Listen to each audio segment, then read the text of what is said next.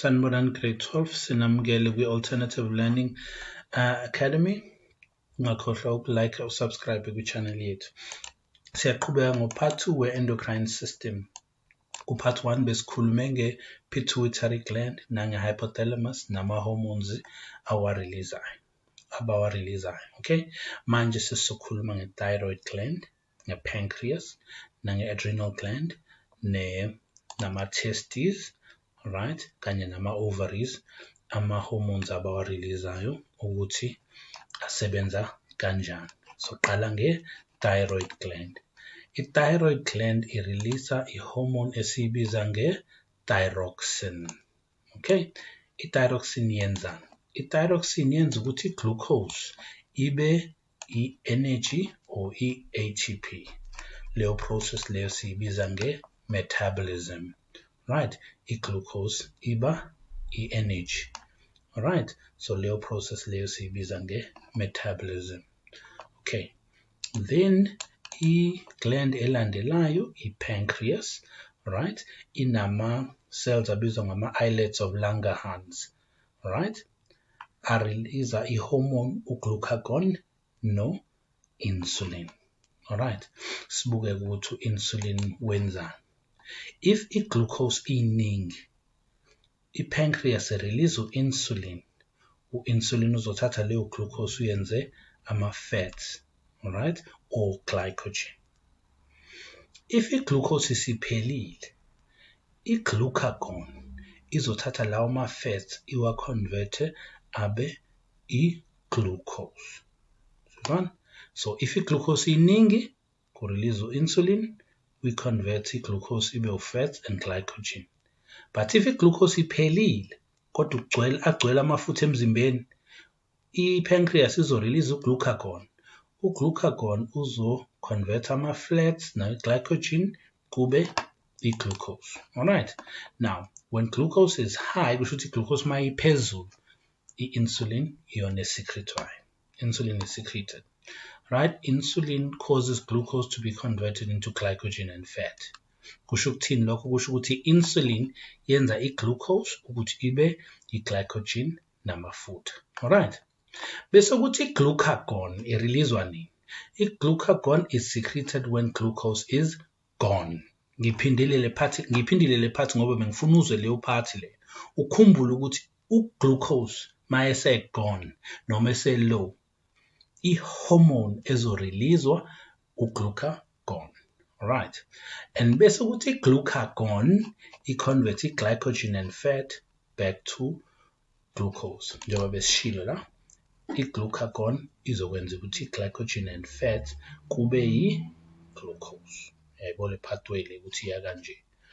Alright, so sesikhulumile nge-pancreas. Manje sesizodlulela kwi-adrenal gland. Alright, adrenal gland ama-glands atholakala phezu kwezinso la phezu kwama-kidneys. Okay, now adrenal glands, the word ad, igama elithi ad lisho ukuthi phezulu, on top. U-renal kusho ukuthi kidneys, ukuze ukuthi makuthiwa umuntu uyagula une-renal failure, kusho ukuthi izinso zakhe azisasebenzi. Alright, now adrenal means on top of the kidneys. That's ila sithola khona leli gama elithi adrenal glands. You understand?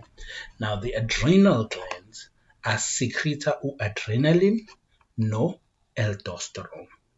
Okay, now asibukeni ukuthi u-adrenaline lo secretwa yima-adrenal glands wenzani kahle kahle emzimbeni. So i-adrenaline i-hormone ereleaseka mawuthukile noma ukwi-situation ekwenza ukuthi ube novalo. Alright, mhlawumbe ubanjwe inkunzi noma ucishe kwawela into phekwe ekhanda lakho noma yini nje edinga i-emergency, uma udinga ukuthi ubaleke, uma udinga ukuthi ugijime, yabo makwenzeka nje something eyingozi. Okay, ama-adrenal glands avela release i-adrenaline. I-adrenaline yenzani? I-increase lezi zinto ezilandelayo. Yenza ukuthi inhliziyo yakho ishaye mawala. Alright, that's why uma ushaya uvalo inhliziyo yakho ishayela phezulu because kusuke kureleaseka i-adrenaline. Bese igazi lihamba mawala, so kunyuke i-blood pressure. ngesikhathi igazi lihamba mawala i-glycogen iyaconverteka ibe i-glucose. It increases i-conversion ye-glycogen ukuthi ibe i-glucose. Ngobani? Ngoba uthukile udinga ukuthi ubaleke. Alright, uma udinga ukuthi ubaleke udinga i-energy, angithi? So i-adrenaline izokwenza ukuthi i-glycogen yakho ibe i-glucose, then i-glucose yakho ibe i-energy ukuze ukwazi ukuthi ubaleke. So i-adrenaline izoyirana le process yonke ngesikhathi uthukile noma ukwisimo esi-emergency esisheshayo. Right. Bese kuthi futhi i-adrenaline yenza ama-pupils amehlo akho ukuthi avuleke ngoba afuna ukubona yonke into eyenzakalayo ngaleso sikhathi because usenkingeni, usengozini. So udinga ukuthi ubone yonke into iza kuwena. Alright? So ama-pupils akho ayavuleka. And then bese it decreases blood flow to digestive system. Kusho ukuthini lokho? Kusho ukuthi i-adrenaline yenza sure ukuthi igazi aliyi emathunjini kuyo-digest ukudla because alidingeki lapho. Igazi lidingeka kuma-muscles khona uzokwazi ukubaleka. So uma uthukile isisu sakho siyayeka ukudigesta, ama-muscles akho esisu nawonke ama-processes e-digestion ayama ukuze ukwazi ukuthi ubaleke. Alright? Uma ukuthi iyashesha le video, umise kancane, uphindele emuva, uqale phansi uyilalelisise kahle. Alright? So izinto ezenziwa i-adrenaline le uma uthukile. Alright?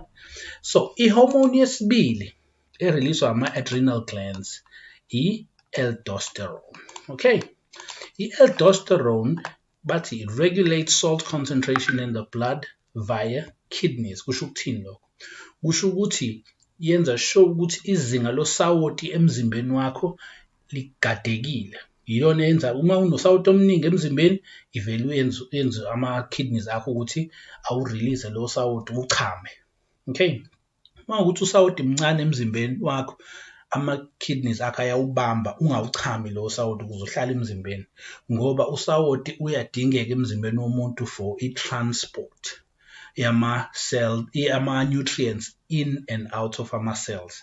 Ukuze ama-nutrients angene kuma-cells aphinde aphume kudingakala usawoti. Alright? So ingakho ukuba khona kwasawoti emzimbeni kunendima yawo. Right.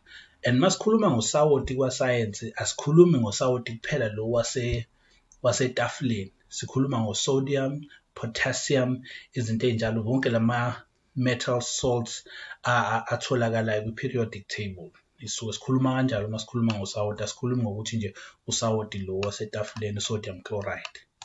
Okay. I-gland elandelayo-ke manje. Alright? Ama-testes. Alright? Bese sikhulumile ngokuthi sikhulumile nge-thyroid gland, sakhuluma nge-pancreas. Manje sakhuluma ngama-adrenal gland. Right?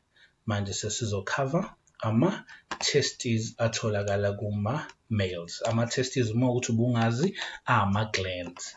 Asikritha i-testosterone. Abafundi abaningi liyabahlula-ke leli gama, kubalulekile ukuthi ukwazi ukulispela. Alright? I-testosterone yenzani-ke emzimbeni womuntu wesilisa? Yenza ukuthi angene kwi-puberty, ila ushintsha khona ube indoda now, from ukuba umfana ube indoda, uqale ube noboya emzimbeni, izwi lishintshe, amahlombe akho aqine nje kubonakala ukuthi usuyinsizwa. Right? Iyona nto esiyibiza nge-puberty leyo. Bese futhi adale i-sperm maturation, kusho ukuthi enza ukuthi ama-sperms akwazi ukuthi aqine, akhule, akwazi nanokumithisa umuntu wesifazane. Alright? So umuntu uma esedlule kwi-puberty usuke esefike kwizinga lapho esengakwazi ukumithisa umuntu wesifazane. Okay? Bese kuthi i-gland elandelayo sikhavayo ama-ovaries. Ama-ovaries asikritha ama-hormones awu-2, i-estrogen eyokuqala ne-progesterone. Alright? I-estrogen yaqala i-release intombazane, especially uma esezongena kuma-period noma esengenile kuma-period, iyona edala i-puberty. I-puberty lapho umuntu wesifazane eqala engene khona kuma-period. Alright? Akwazi ukungena esikhathini. right? Leyo nto isuke isikhozwa i-estrogen, yenza ukuthi abe namabele futhi nama-hips aqale afomeke ukuze umzimba wakho ukwazi ukuthwala ingane. I-estrogen iyaqhubeka-ke iyenza ukuthi i-endometrium ibe thicker. I'm sure kade seniyikhavile i-reproduction nothisha wenu.